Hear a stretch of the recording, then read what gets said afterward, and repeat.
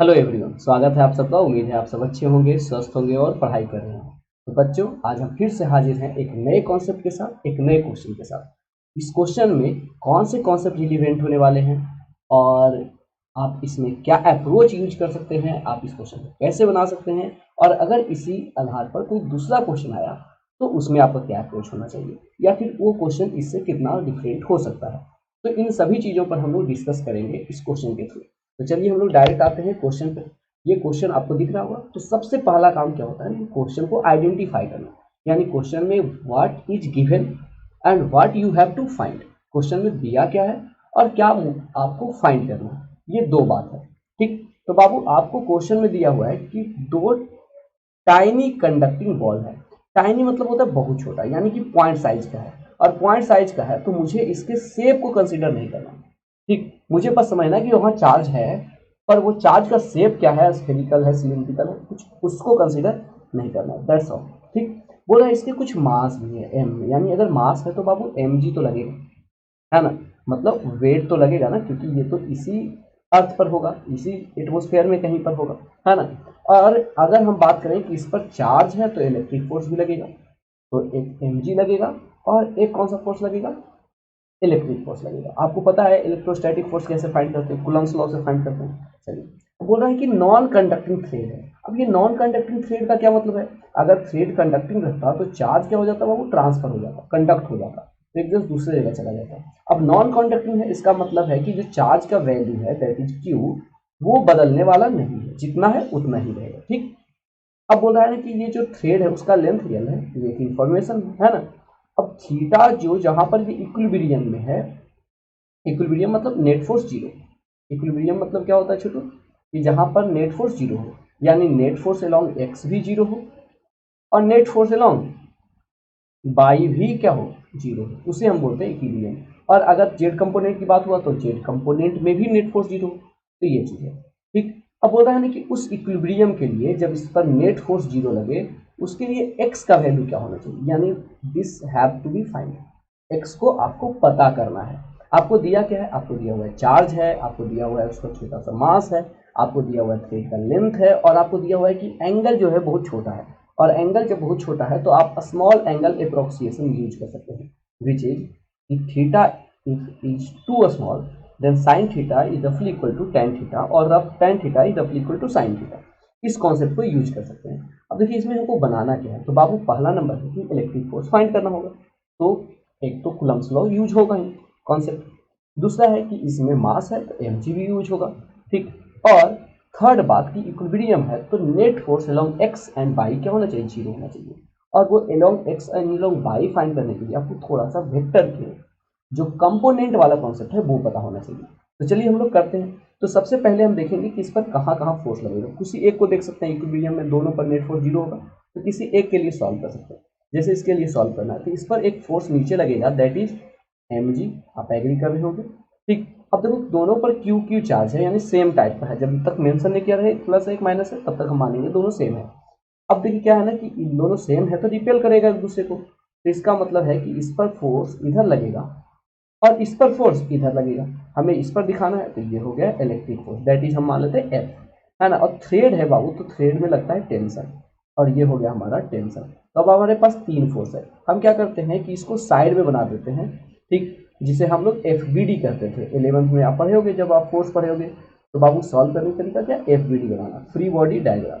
अब ये नीचे हो गया हमारा एम जी, इधर हो गया क्या बाबू, टेंशन, और इधर हो गया हमारे पास दैट इज फोर्स। अब हम इस पर बात करेंगे। देखिए आपको क्या करना होगा ना कि इसमें आपको एक्सिस का चुनाव करना होगा। तो हम एक दूसरा सा कलर ले लेते हैं। ठीक, तो हम मान लेते हैं कि ये एक्स एक्सिस, क्योंकि नेट फोर्स हमें एक्स और वाई में निकालना है ना, तो ये एक्स एक्सिस है और ये क्या है छोटू, वाई एक्सिस। ठीक, अब देखिए अगर जो आप इसको ऐसे बनाओगे तो ये 90 डिग्री हो जाएगा, और ये थीटा है तो ये 90 माइनस क्या हो जाएगा, थीटा। तो ये हो गया हमारा 90 माइनस थीटा, और ये क्या हो गया बाबू, या थीटा। अब देखिए इसको करेंगे कैसे। तो बाबू अगर हम बात करें अलोंग एक्स, क्योंकि अब आपको बताएं कि अगर बोल रहा है कि नेट फोर्स जीरो है, इक्विलिब्रियम में जीरो है, तो वो एक्स के अलोंग ही जीरो होना चाहिए, बाई के अलोंग ही जीरो होना चाहिए। तो एम जी का तो एक्स कंपोनेंट नहीं होगा, एम जी तो वर्टिकल है ना, बाई में है ना, तो जो चीज़ बाई में होता है उसका एक्स कंपोनेंट 0 होता है और जो एक्स में होता है उसका बाई कंपोनेंट 0 होता है। यानी mg का कंपोनेंट नहीं होगा, मुझे कंपोनेंट निकालना होगा टेंशन का। अब इस टेंशन का एक्स कंपोनेंट दैट इज इधर आएगा, है ना, टेंशन का एक्स कंपोनेंट इधर होगा। तो हम लोग कैसे लिखेंगे, हम लोग लिखेंगे टी ठीक कॉस, और जितना एंगल रोटेट कर रहा है तो एक्स की तरफ आने के लिए टी को कितना रोटेट करना पड़ रहा है, 90 minus theta, that is 90 minus theta. ठीक, ये हो गया। फिर आपके पास एक्स की तरफ एक और फोर्स है, एक और फोर्स है एफ, लेकिन यहाँ पर हम माइनस साइन इसलिए लिखे हैं क्योंकि ये अपोजिट डायरेक्शन है, निगेटिव एक्स में है। अगर ये भी पॉजिटिव एक्स में रहता तो हम यहाँ पर प्लस साइन यूज करते। तो ये हो गया एफ, और दिस शुड बी जीरो, ये जीरो होना चाहिए। इसका मतलब अगर इसे आप सॉल्व करिएगा तो ये हो जाएगा टी साइन थीटा, और ये इस साइड जाके क्या बन जाएगा बाबू, पॉजिटिव। और हमारे पास ये एक इक्वेशन आ गया। ठीक, उसी तरह से अगर हम एलोंग बाई करें तो हम लोग एक सिंपल सा चीज़ कर सकते हैं। अब टी का हमको बाई कंपोनेंट लेना है, देखिए टी का बाई कंपोनेंट इधर घूमना है, तो बाबू हम लोग कैसे करते हैं, तो टी लिखते हैं, कॉस लिखते हैं, और घूमे हैं तो कितना घूमे हैं, थीटा एंगल, तो यहाँ पर हम थीटा लिखेंगे। जैसे एक्स में हम लोग 90 डिग्री माइनस थीटा घूमे थे तो 90 डिग्री माइनस थीटा लिखे थे, और इसमें हम लोग थीटा घूमे तो थीटा लिखेंगे। ठीक, और एम जी चूंकि नीचे है यानी कि निगेटिव बाई है तो minus m ji is equal to क्या होना चाहिए, जीरो होना चाहिए। तो यहाँ से आ गया हमारे पास T cos theta is equal to what, M G, और ये हमारा इक्वेशन हो गया 2। अब हमको क्या करना है, इन दोनों इक्वेशन को डिवाइड कर देना। ठीक है, डिवीजन तो बहुत आसान है, तो इक्वेशन 1 बाई इक्वेशन 2 करते हैं, 1 बाई 2। तो जब हम 1 बाई 2 करेंगे ना, तो देखिए इसको अगर जो टी साइन थीटा को टी कॉस थीटा से डिवाइड करेंगे तो टी टी कैंसिल हो जाएगा, और साइन बाई कॉस क्या आ जाएगा छोटू, आ जाएगा टैन थीटा। क्लियर है, ये हम एक स्टेप को स्किप कर रहे हैं क्योंकि हमको उम्मीद है कि आप लोग इतना बेसिक चीज़ें जानते होंगे। जैसे टी साइन थीटा है और यहाँ टी कॉस थीटा, डिवाइड करेंगे तो टी टी कैंसिल हो जाएगा और sine theta by cos theta बचेगा, टी टैन थीटा। उसी तरह से राइट हैंड साइड पर डिवाइड करेंगे तो एफ बाई एम जी हो जाएगा, एफ बाई एम जी। इससे आप अगर जो सुधार के लिखे तो एफ बराबर आपके पास आ जाएगा एम जी टैन थीटा।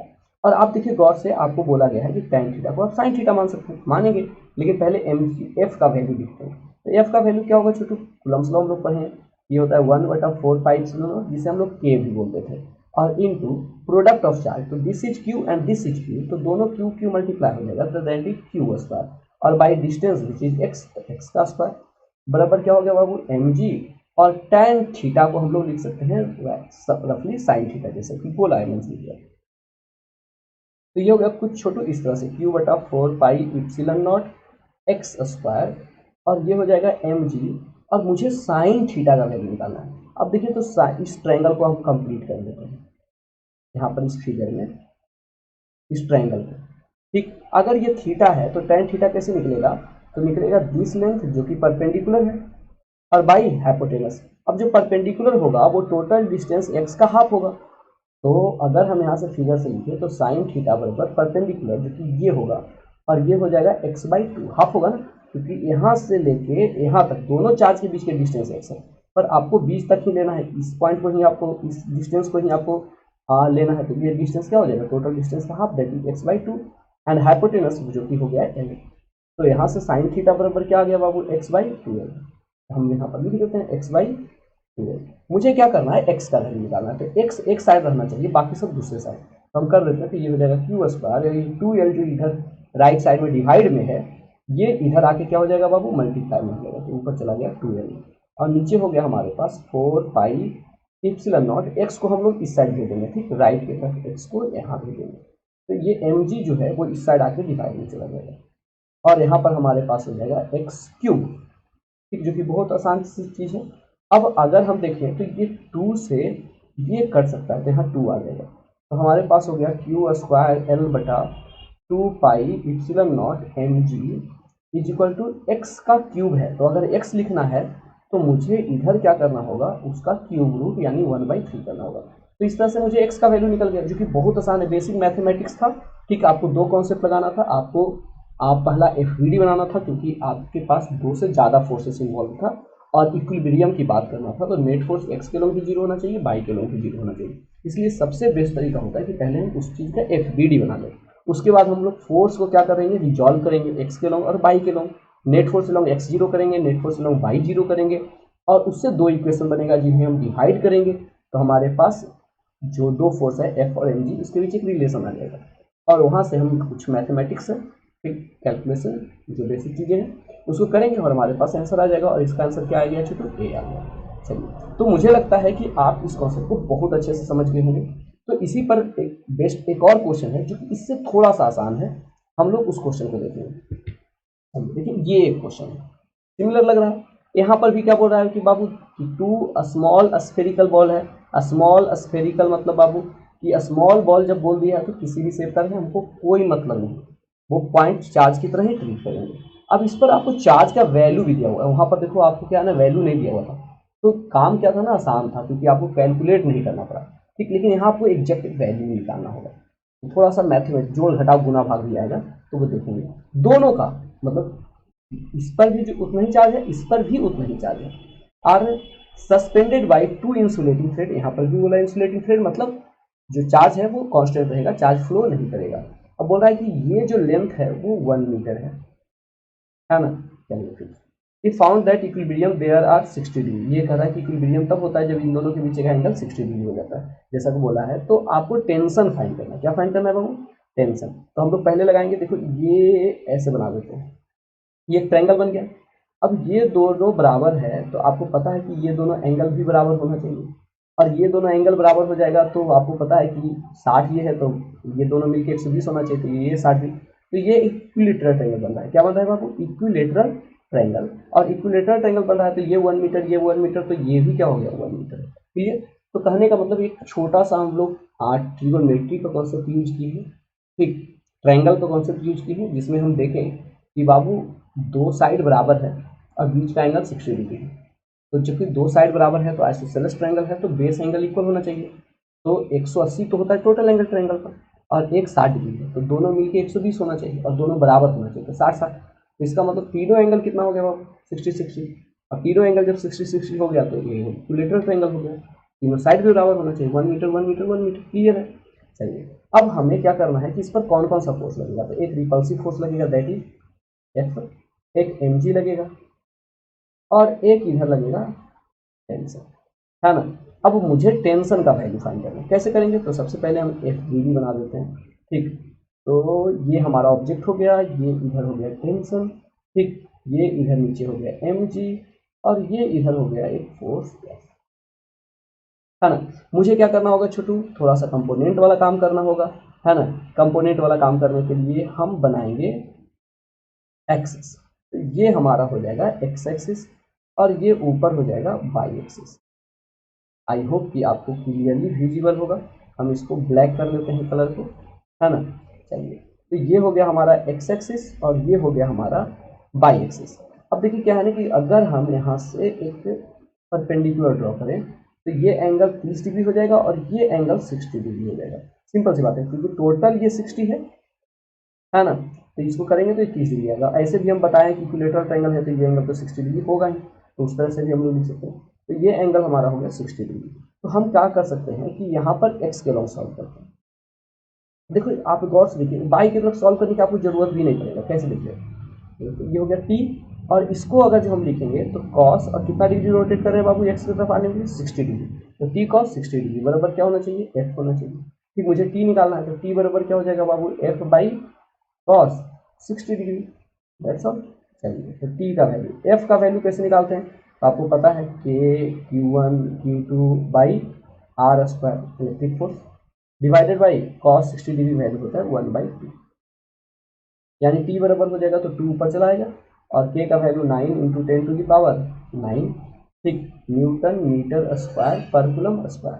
और Q1 कितना है बाबू? 10 माइक्रो कूलम, यानी 10 into 10 to the power -6 coulomb, और इंटू फिर से दूसरा भी उतना ही है, 10 into 10 to the power -6 coulomb, and the distance is 1 metre का होल स्क्वायर। ठीक, अगर हम इसे सॉल्व करेंगे तो ये 9 दूनी 18 हो गया, और ये 10 पर पावर 9 हो गया, ये हो गया न्यूटन मीटर स्क्वायर पर कूलम स्क्वायर। और जब इसे आप सॉल्व करोगे ना तो ये वाला पार्ट जो है ना उसको देखो तो ये हो जाएगा 10 टू द पावर -5। क्यों बाबू? क्योंकि यहाँ 10 है ना, तो इसको अगर जब हम हटाएंगे तो यहाँ पर एक पावर घट जाएगा, तो 10 टू द पावर -5, ये भी हो जाएगा 10 टू द पावर -5, तो ये आ जाएगा 10 टू द पावर -10, क्योंकि मल्टीप्लीकेशन में दोनों पावर जुड़ जाता है, तो -5 -10, और ये कूलम स्क्वायर, और बाई ये 1 मीटर स्क्वायर, तो मीटर स्क्वायर से meter square cancel, coulomb square से coulomb square cancel, and this is 18 into 10 to the power. अब यहाँ पर देखिए 9 है और यहाँ पर -10 है, तो -1 आ जाएगा, और -1 का मतलब 1/10 हो गया। इसका मतलब है कि ये आ जाएगा 1.8 न्यूटन। कितना आ जाएगा छोटू? 1.8 न्यूटन, और ये हमारे पास है 1.8 Newton. This is the correct answer. तो आप इस तरह से ना क्वेश्चन कर सकते हो, बहुत आसानी से कर सकते हो। अगर आप चाहते हैं कि ऐसे और भी क्वेश्चन आपको मिलते रहें, ऐसे और से कॉन्सेप्ट आपको पता चलते रहे, तो आप क्या करिए, हमारे चैनल को लाइक कर सकते हैं, ठीक, हम सब्सक्राइब कर सकते हैं, और हमारा टेलीग्राम चैनल भी ज्वाइन कर सकते हैं, और हमारा ऐप भी आप इंस्टॉल कर सकते हैं जो कि प्ले स्टोर पर है, आनंदा लर्निंग के नाम से। तो चलिए, थैंक्स, और आप सबको बाय। मिलते हैं अगले वीडियो में।